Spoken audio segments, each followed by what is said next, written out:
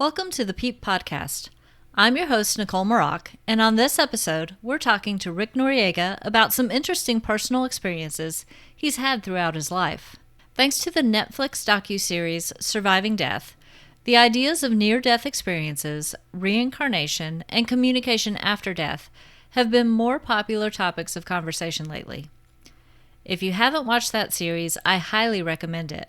I'm not the binge-watching type. In fact, I don't watch much TV at all, and I finished it in a single weekend.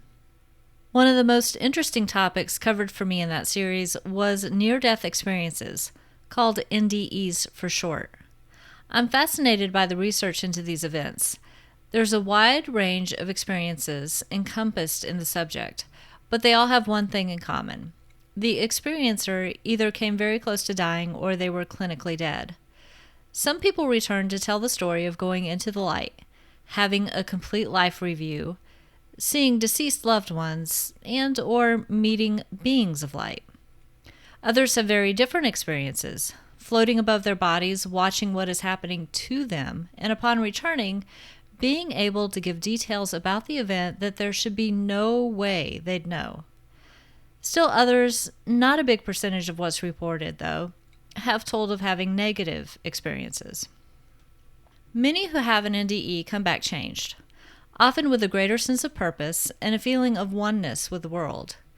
There's a sense of unconditional love, the lack of fear of death, and many experience the world in a new way, including what we would call psychic abilities that they didn't seem to have prior to their NDE.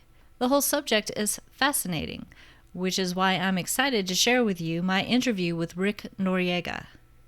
Rick is an intuitive reader that uses visions, a sense of knowing, voices from spirit, animal symbols, and angels combined with using oracle cards to bring messages for healing, insight, and guidance. He has a knack for knowing events and situations before they happen and can give guidance to potential outcomes. His readings are grounded, easy to understand, and down to earth. In a reading with Rick, you may laugh, but you will get the guidance you need to help you find your way. He has very open, friendly conversation style to his sessions, and all of his messages come from a place of love and light. He is also trained in the Quiero shamanic tradition. Let's dive in with Rick. Hi, Rick. Thanks for joining me today. Oh, hi, Nikki. Thank you for having me. It's my pleasure. Can you just start by giving us a little bit of background information about yourself?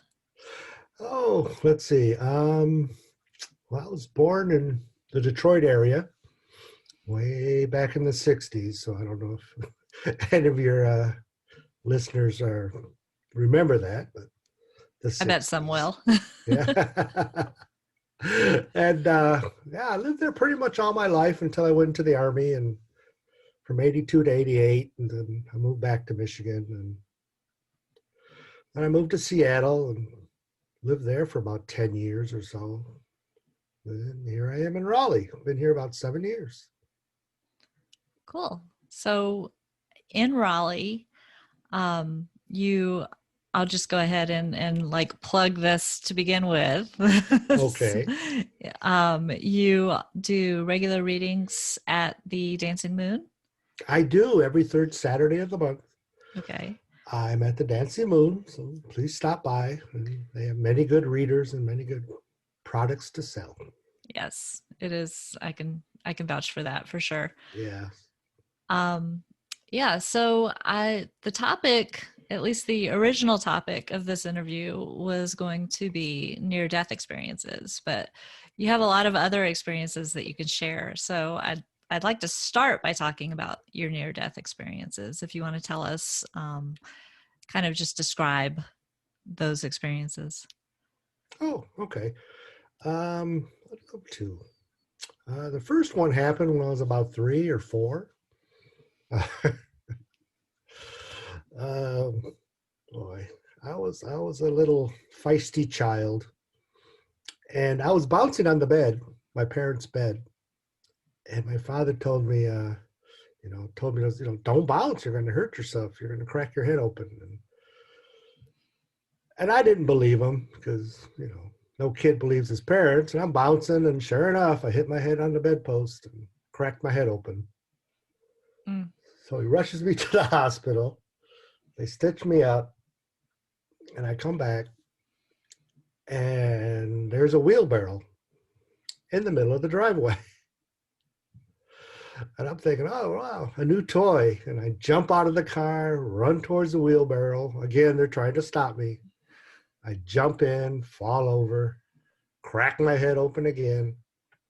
And he takes me back to the hospital. And for what my dad told me, they were just cleaning up the room where I was. And they're looking at him like, weren't you guys just here? You were just in here. I mean, it's true. But then they started stitching my head up again. And then the next thing I knew, there I was, just looking down at myself from the ceiling, I'm sorry. And I'm watching them work. And then I just went right back into my body. The second one I had was I was about 8 years old, and I was there was a field across there where I lived, and there was this big hole. People used to dump not like household garbage, but other kind of garbage in there, and there was a wheelbarrow that was sticking out. So apparently wheelbarrows are my kryptonite, I guess. So I've been to that water hole many times and jumped across and like kind of leapfrogged across. This one day I did it and I slipped and I fell in the water. I have no idea how deep it is, but it was pretty deep. And I went under. The next thing you know, I'm just like floating up towards this white light. And then I hear, no, not yet. It's not your time. And I went back into, my body, and then I just pulled myself out and went home, and I got yelled at for, for being all wet. But I'm like, man, I just died here. What? It cut me a little slack. Nah.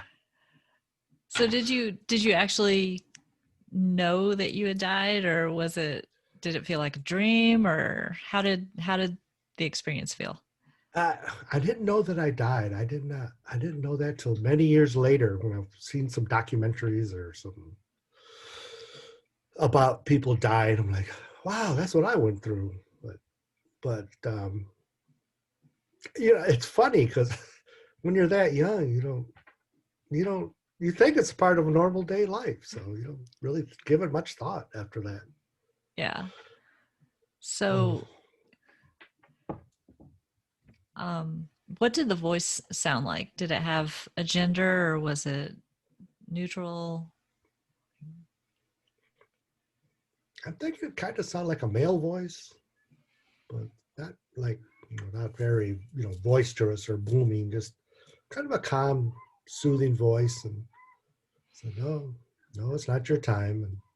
And I just went back on my own. Yeah.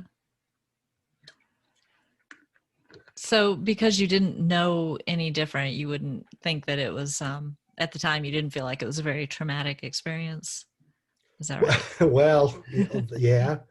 Ever since then, I'm not a big fan of open water. That's understandable. Yeah. I have a Cancer and, water sign, and yeah, I stay on the beach part. Stay on the solid ground. I don't go into the water much. That would be totally understandable. Yeah, but yeah, I can swim, but rather not. So you've had when you were a child, you had other experiences that maybe you didn't realize were so unusual until later.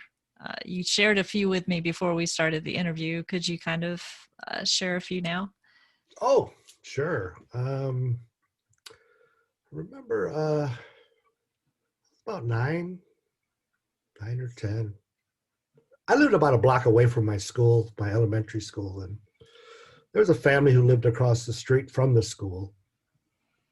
And there's like two kids my age and an older daughter. She was a teenager. And I knew them, as from school, nothing real, you know, like we weren't like best friends or anything. And I would say hi to the teenage daughter girl every once in a while. And sometimes she said hi, sometimes she didn't. And then I remember one day my friend who lived right next door told me, yeah, she hung herself. She killed herself because she just broke up with her boyfriend and she was all distraught. Mm. Like, oh man. And then like a couple days later, I'm walking down the street on the sidewalk by the school and I see her coming towards me. I mean, just plain as day, it's daylight. I see her. She's walking towards me and I say hi and she doesn't say anything. She just keeps looking straight forward and moves past me. And I didn't think anything of it. And then I thought to myself, well, wait a minute, you're supposed to be dead. And I turned around and she was gone. She was just gone. Just, and it's not like she like hid behind a house or went into a house and even if she walked across the street, I would still be able to see her. Yeah. We were at an intersection and we're next to a baseball field. So it wasn't like she was just a lookalike. Like it was totally her and she disappeared. Yes. Same hair, same facial expression, everything. And as I was remembering this the other day, I remember like, you know what, that's happened to me a few times. Someone said they were, someone had passed and I would see them for a couple of days afterwards. And so once again, I didn't know any better. And I just thought that was a normal part of life. So it didn't freak me out at all. That's a very good way to have that experience. Like, it is. Did you tell anybody that you saw her? Like, because in my experience, if you tell somebody, that's when you get freaked out because that's when they're like, no, you're not supposed to know this or you're not supposed to have had that experience. No, well, maybe, no, I didn't tell anybody. So maybe that's why I didn't freak out. Although one time I did freak out.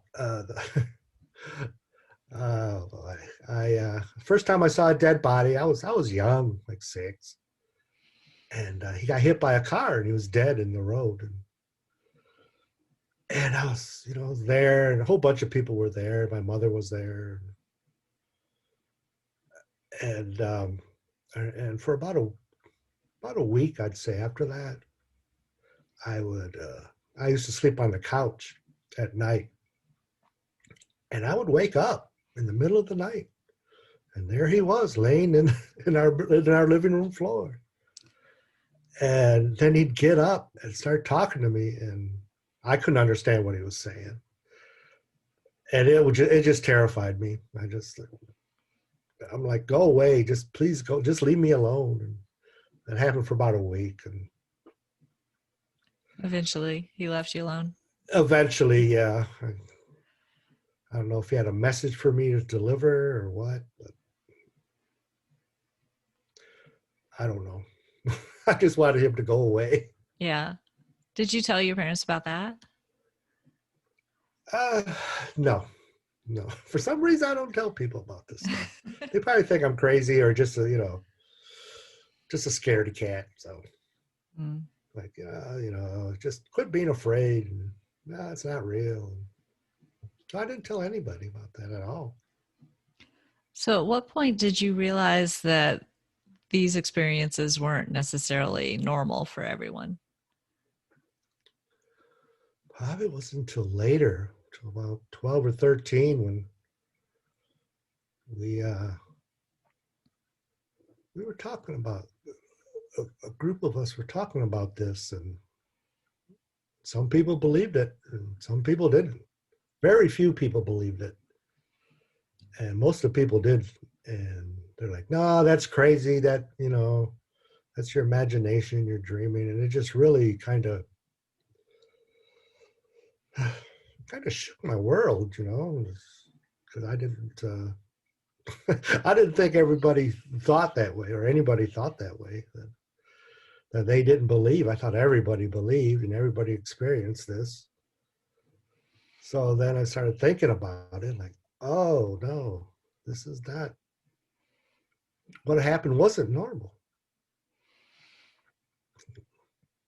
How did you feel when you realized that? Crushed. Actually crushed. Oh, no. For some reason I felt crushed. I was like, oh, maybe I started doubting myself and like, oh, maybe I am making it up. Maybe I didn't see it. Maybe it's my imagination. I don't know. But I've never had imaginary friends growing up. They were all pretty much solid people. But yeah, then I started doubting myself, and then I think I did finally tell, or ask my mother about that, if ghosts exist. She's like, no, they don't exist, and you're just making stuff up. Like, oh, okay. Because you figure your parents are smarter and they're older than you, so they know more. So you just like, okay. You just kind of accept it. I did. I just kind of accepted it, but it was always still there with me. So, on your website, it says that you come from a long line of healers and shamanic tradition. Like, Yes. at what point did you find out that that was part of your family's past? Actually, I didn't find that out until a few years ago. They kept that a secret. They didn't talk about it much, because I'm a first generation American. So my parents came from Mexico, and the way they were both raised, that was just a normal everyday thing, like having dinner every night. They just are like, yeah, so everybody does it. So what? So they didn't really think of telling me. And also they didn't want to tell me because, this was the 60s and we're living in the suburbs and we're just trying to, get through life quietly and not make any waves, or, have people point at our house and say, yeah, it's the weird people right there. So they never really told me, but I guess, when I was about 3, my mother saw me, she looked out the window and saw me kneeling on the ground. She goes out there and she goes, what are you doing? I said, this bird is sick. I'm healing it. I had a little bird in my hand. Aww. And she goes, no, we don't do that. She knocked the bird out of my hand. The bird flew away. She goes, we don't do that here. We don't do that. And she took me in the house where to get me out of the outdoors, I guess. So the neighbors can't see. Yeah, so because we were, from what I remember, we were pretty close to the neighbors. We had a fence, but you could still see over the fence, even though there were trees. So yeah, and we used, yeah, I kind of had to keep that quiet, I guess. So when did you decide to kind of embrace that part of yourself? I think once I left Michigan, went into the Army, I guess I was more on my own and not very suppressed with, with what was going on around me. So I just started thinking about it more, and I'm always drawn to it. I know many times I've walked away from it and say, what, people are right. This ain't real. It's it's all fake. But yet a couple of days later, I came back to it anyway. So I was always drawn to it. Then when I moved to Seattle, it really came out because that's a very wide open spiritual town.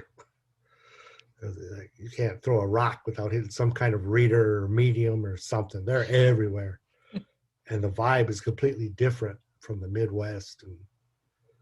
And I really embraced it then. And I met up with some people, like-minded people, and they had a lot of meetup groups out there. And that's when I really started to embrace it. And I was, when I moved from Seattle to here, to Raleigh, I was kind of nervous. Like, oh man, I'm moving to the South, the Bible Belt. I didn't like, well, I better keep this stuff quiet and, under wraps. And I was pleasantly surprised. It's, there's a lot more metaphysical or woo-woo people, as I like to call them, around. And I'm really happy. I found, the Spiritual Frontier Foundation, SFF. I found them and went to their meetings for a while. And the expo, the Body, Mind, Spirit Expo. I'm like, wow, this is okay. It's all right. How to be okay. I have people here. Yeah. There's a pretty strong community around here. Yeah, and I think Wilmington's really starting to expand. Because every time I go there for a show, I do really well, and a lot of people are there. That's cool. So you do readings at the Dancing Moon, and then you have psychic events that you attend down in Wilmington. Do you do other things like throughout the year? Oh yeah. Well, ever since COVID started, a lot of shows got shut down. Yeah, it's true. I used to go out to Charlotte and Richmond, Virginia, and Wilmington. There's 2 different shows there, and I go to them. And I know I've gone to Savannah and Charleston before, but that's a little far now. I don't want to travel that far. And I've done the Body, Mind, Spirit Expo a few times, but that took a lot out of me. It just wore me out energy-wise. Just as an attendee, when I've gone, I've been exhausted at the end of the day. Oh, yeah. Like, I haven't even had to put forth any effort. I've just been there and been tired. Yeah. So I could see how if you're actually working it, that's... Oh, yeah. Yes, because you're there all day and these people are walking around and you got all the other, they put me in reader's row, as they called it. So you got all these other readers and all this energy flying around. And so hopefully more events will start happening again this year. Because I miss it. I miss the people, really. I miss the people. I miss the people I work with. And it's, we always, we keep in contact. But yeah, it's not the same. And with COVID being still a thing, do you do readings online, or are you only available on those days that you're at the Dancing Moon? Oh no, I do them online, on the phone. I've done a healing session on the phone before, and a reading, and I do them in person as well. We have to make sure we have our masks on, and everything's wiped down. And when they come in, I put clean.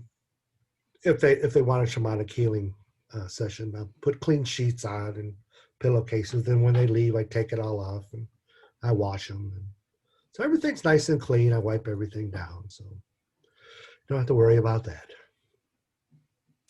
I know somebody would listening might be thinking, how does a healing session over the phone work? Like, well, it's not. I had that same question. Then I had a great teacher, and she told me it's energy. You just, like, say I was going to have a session with you and on the phone, a shamanic session, and you would be laying down nice and relaxed, and I would essentially just take your essence and have it come to me. And I have a little Charlie Brown doll I bought, like a little Christmas one. It's about 2 feet tall, and that's what I use as the stand-in. So I put that essence in there, and I just, feel around and whatever I feel needs to be worked on, I work on it. And when I'm done, I gather up the essence and I send it back to you, and that's it. It's all energy, and we're all connected. So Mm-hmm. yeah, it's not as, first time I did it, I was like, wow. I was kind of amazed. So I shouldn't say that. I was like, wow, this is No, that's pretty awesome.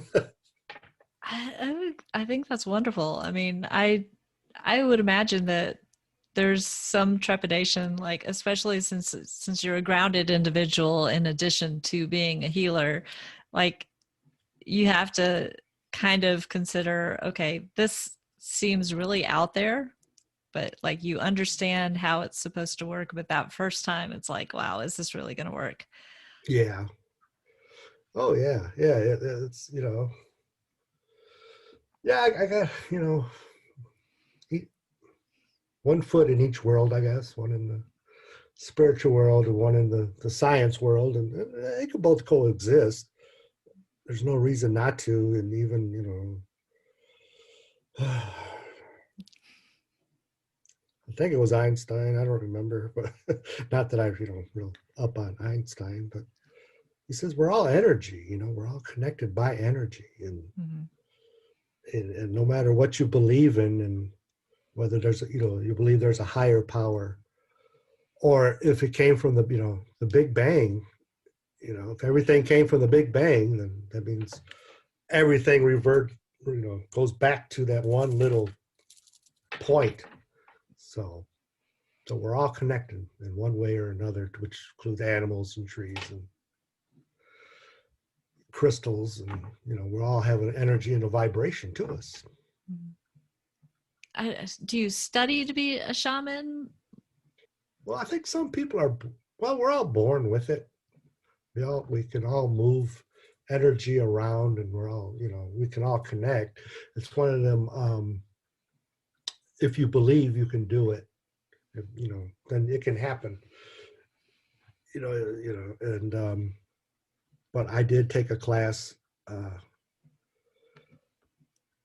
I did, and I learned some new things, because it was like I just kind of had like raw skills, because I know before I took the class and knew all the rituals and got all the rites, I would hold a clear quartz in one hand and some selenite in another, and they're like, oh, I keep having this pain in my shoulder, and I will just move my hands around their shoulder and envision the pain coming out of them, and I'm sending it off, into the universe, so it can be, destroyed, and they feel better.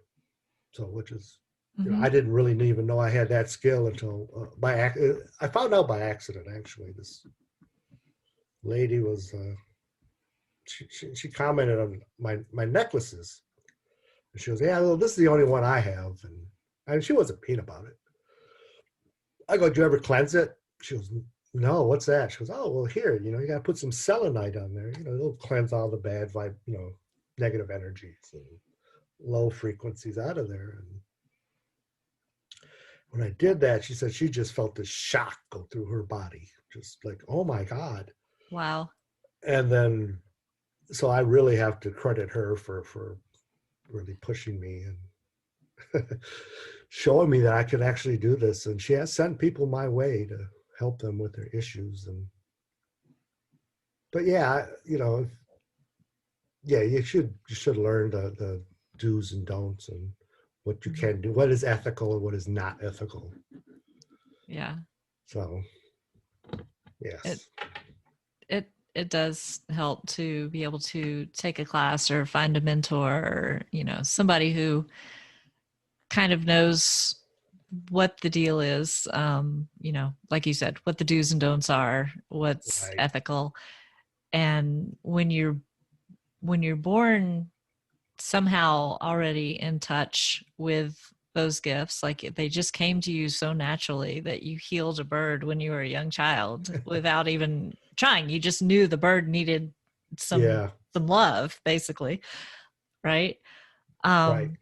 It it seems like people who are somehow already in touch with those skills, like whether you're aware of it or not, you kind of know you can do it. Just to have a little bit of guidance when you're ready to embrace it is very helpful. And the way you just described doing a healing over the phone, some people might kind of giggle at the whole Charlie Brown doll thing, but Yeah. I think that's cool because you have a proxy, so you've got Right. something to focus that energy on. Like, Right. And yeah, it's a doll. So I know where the hands are, the head. And I mean, it's smaller. So it's like, well, I think it's either your stomach or your heart, and if it is something like, there's a certain way you have to tell people that, like, well, you should keep a close eye on your heart. Make sure it's okay. Get check up, start eating well. I would never tell them like, oh my God, your heart's going to stop any second now. Don't buy any green bananas or anything. Just that's another part of it. I mean, there are some readers or people who will do that. They're very straightforward. They don't water it down. mm, I'm not that way. I will try to deliver not very good news in a nice way. that's good because it would kind of stink to shock somebody into having a heart attack by saying you could have a heart attack at any time now. Yeah. Yeah. Oh Sorry, that's yeah. me being silly. That's okay. Or like, yep. Oh yeah, they're cheating on you, man. Oh, They're doing it right now while you're sitting here. oh, Yeah, that would be those are the awful. tough ones to do. Like, oh, Yeah, finding a way to sugarcoat it so it doesn't hurt quite as bad. yeah, I guess yeah, that's a talent. yeah. Sometimes it's not easy, but I got it has to be done. I mean, some people are drawn to that, and some people are not. Some Mhm. people just want it like that, just straight, no chaser, just are they cheating on me or not? Like, yes or no, and that's all they want to hear. Oh, you got to give it to them that way if that's what they want, though. Yeah, yeah, I find that hard. So, So oh well. tell me about the cards. You use cards in your readings. What kind of cards do you use, and how do you interpret them? Um, I mostly use oracle cards. I do have a tarot deck. Uh, but I mostly use oracle cards, and I find out they're more open to interpretation. Okay. But and what I do, I really don't use a certain like layout. There's certain layouts for certain questions, finance or love or employment or a general reading. I just throw some out and I just see what they're trying to tell me, and I kind of listen. And occasionally, I'll get a vision, and I'll just go from there. And I carry a lot of cards with me. Mm-hmm. As a matter of fact, I have a lot of I have a lot of cards in my cabinet too. I don't use, but I carry a lot with me, and it all depends on what they want or what I feel. What cards will help them, with whatever questions they have. Mm-hmm. So as they're talking, I'm looking at my bag. And I'm like, okay, I think they'll need this one, and I think they'll need this one. This one will work, and that seems to work for me. So when you get that information, do you get it intuitively, or is your hand just drawn to a deck, or like how does that kind of work for you? Both, I think. Okay. Like I'm looking, and it's like, and I'm looking, I'm like, no, I hear no, no, yep, this one, and then, I'm just kind of feeling around and with my hand, and I'm hearing yes or no, and so kind of, yeah, both, and yeah. I feel like I'm asking you questions nobody's ever asked you. No, people will ask me that. Okay. You know, like, well, how do you read? What's your style? And like, you know, potential clients. And Cool. so I've asked this before, been asked this before, and I'm still trying to hone that answer down a little bit. Something nice and clear that makes sense without rambling too much. No, that's good. Did you have anything else you wanted to share? Anything else you want to chat about? Let's see. I've had a few other strange experiences in my life. I know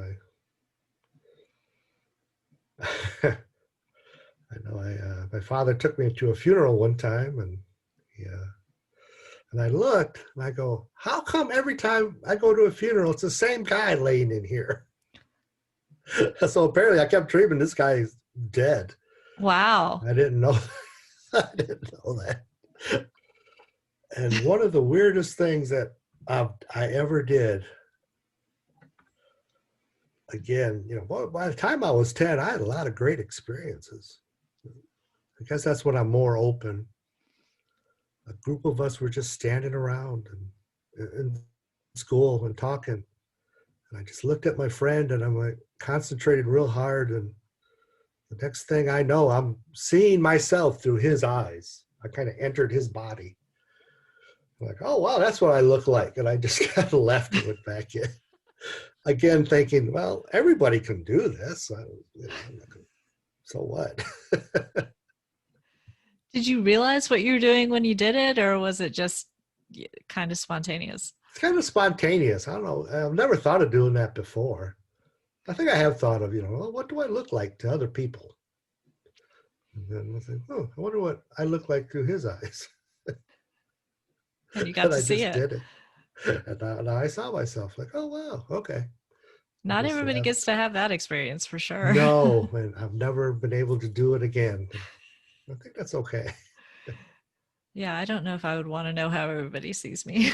No, it's okay. Not what they think about me, just how they see me physically. That's right.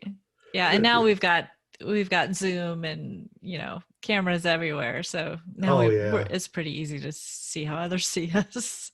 Yeah. Oh yeah. Well, you got to use them to your advantage. You know? Yeah. You walk into the store, like, oh my God. My hair's all out of place. Right. Darn. Look into the camera and brush your hair out. Like, there we go. I'm better now. Those security people get a kick out of it.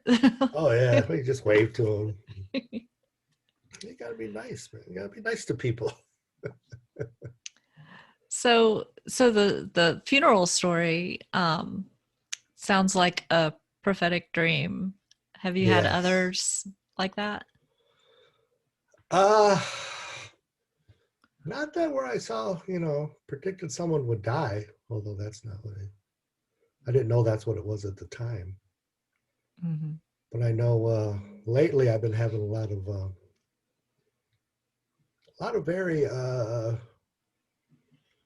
what's the word? Lucid dreams.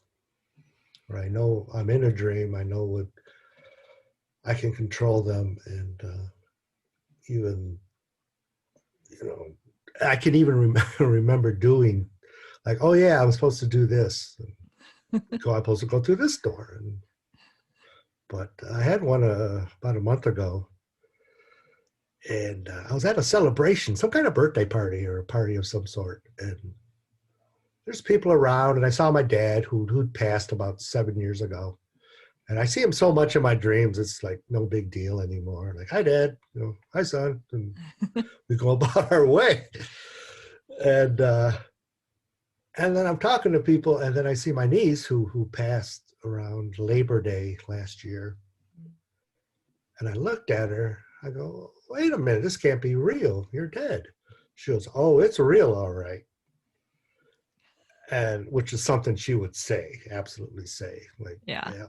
And that was just like, wow, that's so cool. And I wrote it down, and I keep a pad of paper next to my bed now and write down all these things, and hoping one day they make sense to me. I kind of feel like when you see loved ones in your dreams, it's their way of saying that, they're okay and they're still checking in on you. Yeah, yeah, I believe that too. I know when my brother passed, my oldest brother passed many years ago. Mm. The first 3 days I saw him in my dreams. Well, the first day it scared me and I woke up because he was like at the end of our hallway in my house. And the second time I saw him, he was walking towards me and I got scared and I woke up. And then I'm like, you know what? I'm going to talk to him this time. I see him again. And sure enough, next day, he came towards me. I said, I go, hi. He said, hi. I go, what's being dead? What is that like? He goes, it's boring. Like, okay. Like, oh, man, I thought it'd be something great, But nope, he said it was boring. And I see him occasionally in my dreams, not too often. Hmm. I hope maybe it became a little more exciting for him at some point. Yeah, maybe it's because he just passed. Yeah. My theory of death when you pass is it's basically not that you're defending your life on Earth, but more of a review. Mm-hmm. Okay, you were supposed to do this, and you did this, and you came back to do this. You didn't quite do it, and then you go to classes to raise your vibration and things like that's what I think it is. Yeah. And there have been a lot of studies about people who've had near-death experiences that maybe had, well, everybody's experience is different, but there are kind of themes that run through them. So there's the floating above yourself, and then you're back in your body. There's the kind of going toward the light, and some people actually go so far like they actually are clinically dead, and during that time they have full-on conversations with people on the other side that some they know, or some may be spirit guides, and then when they come back they can remember those conversations, and maybe they don't know why they're still here, but they kind of know enough that it's changed their perspective on how they should be living their lives. So Yeah, because not everybody is living their best life until right. they have this experience, and then they realize they should be living their best life. Right. There's nothing to be afraid of, and yeah, it could come at any time. But mine happened at such a young age. I don't know if it impacted me or not. I know a lot of times when people have near-death experiences, they become very intuitive and they're very open. And I don't know, after the first one, that's when all this started happening, or if I always could do it. But I don't know. Yeah. I'll find out when I get on the other side. Right. They'll put it all together for you. Yeah. when I view my life, like, oh man. Yeah. I'm looking forward to getting some answers over on the other side. I'm not in a hurry to get those answers, but I'm looking forward to it. Yeah. No. So if people wanted to get in touch with you for a healing session or a reading, what's the best way? Probably go to my website, healingbyhawkeye.com. Healing, that's singular. Yeah. They can set up an appointment. My phone number's on there if they have questions. And yeah. Or that's probably the best way to do it. Okay. I'll put the link in the show notes. So wonderful. Thank you. It'll be easy for anybody listening to just click on the link and go to healingbyhawkeye.com. Yeah. And see me and read the about me. And there you go. If you have any more questions, just let me know. Be more than happy to talk to you about it. Cool. Sounds good. Thank you so much for joining me today. Oh, thank you for having me. It's been a pleasure. Once again, I'm grateful to Rick for taking the time to talk with me about his experiences. If you'd like to get in touch with him for a reading or a healing, you can find him at healingbyhawkeye.com. The link is in the show notes. And thanks always to you for listening. If you have an idea for a show topic, you can fill out the contact form at peeppodcast.com. That's P-E-E-P podcast.com. Remember, that stands for People Experiencing Everyday Paranormal. If I can find a study about it, I'll be happy to use it. Also, if you're interested in sharing your own personal stories of paranormal experiences, I'd love to have you on the show. You can be as anonymous as you'd like. You can keep up with the show on its Facebook page, facebook.com/peeppodcast. We also have a group now linked to that page. Please join the conversation over there. If you like the podcast, please give it some rating love on your favorite podcast app. Share it with friends and subscribe so you don't miss an episode. Doing so will also help the podcast be found by others. If you're interested in supporting the show financially, I've set up a Patreon page at patreon.com/NicoleMaroc. Patrons will receive special thanks and some Paranerd perks. You can also look for the Peep Podcast shop at tpublic.com for t-shirts and other merchandise. No matter how you support the show, listening, telling others about it, Patreon, or sporting a tee, I really just appreciate your being here. Thanks again for listening. Stay safe and be well.